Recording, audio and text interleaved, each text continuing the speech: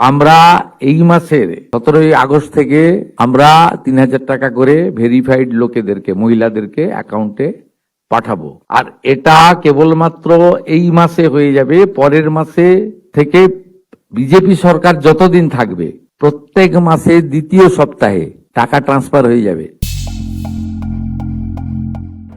বাম তৃণমূলের অপপ্রচার রুখতে অন্নপূর্ণা ভান্ডার প্রকল্প নিয়ে রাজ্যের মহিলাদের আশ্বস্ত করলেন মুখ্যমন্ত্রী শুভেন্দু অধিকারী। জানিয়ে দিলেন কবে দেওয়া হবে অন্নপূর্ণা যোজনার 3,000 টাকা। সঙ্গে লক্ষ্মীর ভান্ডার দেওয়ার নামে মমতা বন্দ্যোপাধ্যায় কিভাবে রাজ্যের মহিলাদের সঙ্গে প্রতারণা করেছেন তা ফাঁস করে দিলেন শুভেন্দু বাবু।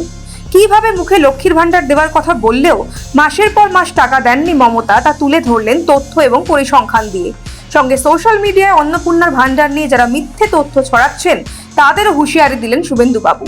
নবান্নে সাংবাদিক বৈঠকে অন্নপূর্ণা ভান্ডার নিয়ে প্রশ্নের উত্তর দিতে গিয়ে মুখ্যমন্ত্রী তথ্য দিয়ে মমতা বন্দ্যোপাধ্যায়ের প্রতারণার ছবি তুলে ধরেন।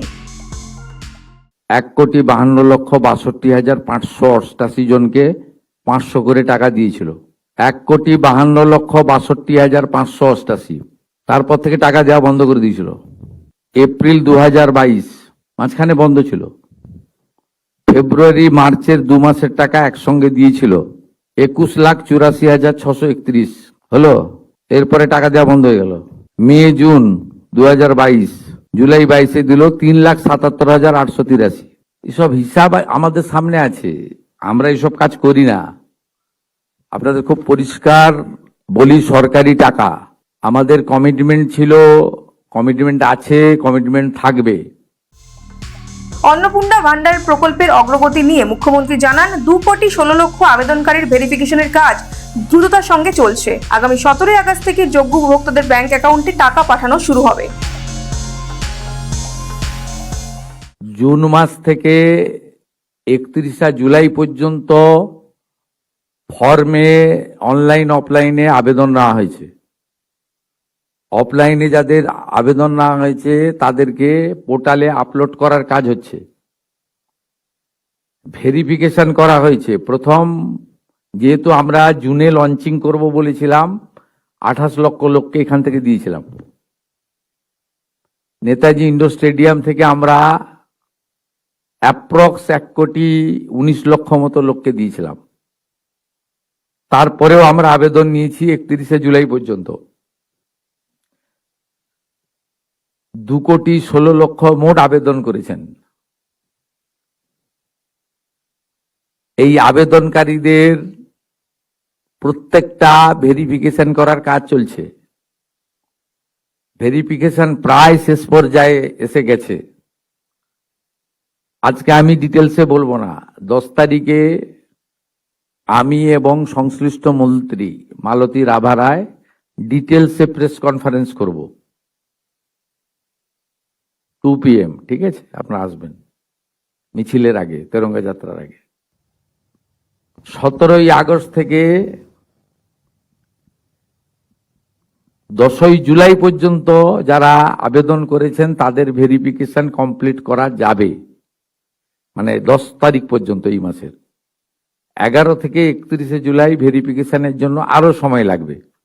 কিন্তু আমরা এই মাসের 17ই আগস্ট থেকে আমরা 3,000 টাকা করে ভেরিফাইড লোকেদেরকে, মহিলাদেরকে অ্যাকাউন্টে পাঠাবো। এবং কারা কারা বিবেচিত হবেন সম্পূর্ণ ক্রাইটেরিয়া 10 তারিখ সোমবার বলে দেব। 17 তারিখ থেকে অ্যাকাউন্টে অর্থ যাবে, সরকারি টাকা। নিয়ম মেনে দেওয়া হবে, বিজেপির সংকল্পপত্র মেনে দেওয়া হবে। শুধু এটাই নয়, বিজেপি সরকার যতদিন থাকবে ততদিন মহিলারা এই ভাতা পাবেন বলে জানিয়েছেন তিনি।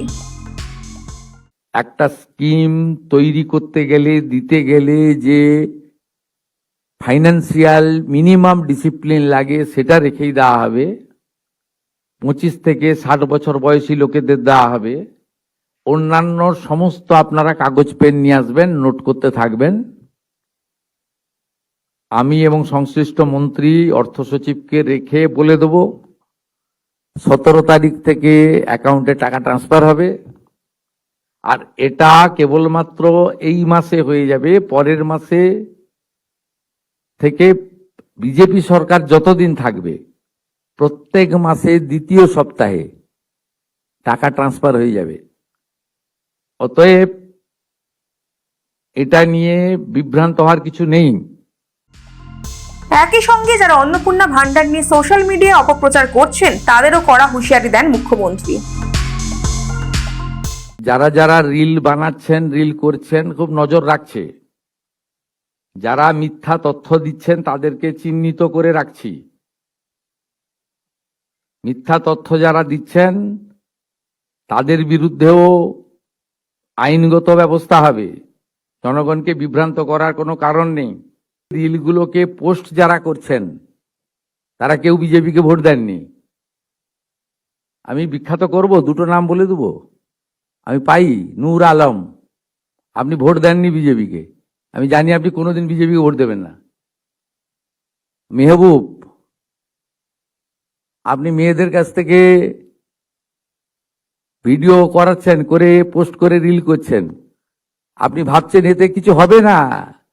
এখানে বিজেপি 100 বছর থাকবে,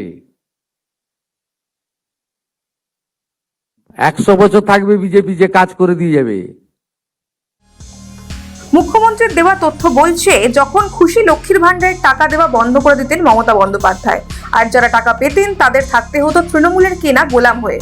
হাতে টাকা গুঁজে দিয়ে রাজ্য জুড়ে তৃণমূল নেতারা কিভাবে নারী নির্যাতন করেছেন তা প্রকাশ্যে চলে এসেছে সন্দেশখালীতে। এমনকি বিজেপি সরকার ক্ষমতায় আসার পর জানা গিয়েছে 3 লক্ষ পুরুষকেও লক্ষ্মীর ভান্ডার দিত মমতা বন্দ্যোপাধ্যায়ের সরকার। আসলে নরেন্দ্র মোদীর উন্নয়নের গতির সামনে দাঁড়াতে না পেরে বাম, কংগ্রেস, তৃণমূলের মতো রাজনৈতিক দলগুলির একমাত্র ভরসা অপপ্রচার।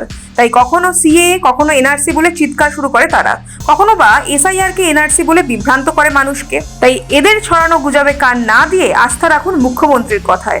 ব্যুরো রিপোর্ট, মাধ্যম।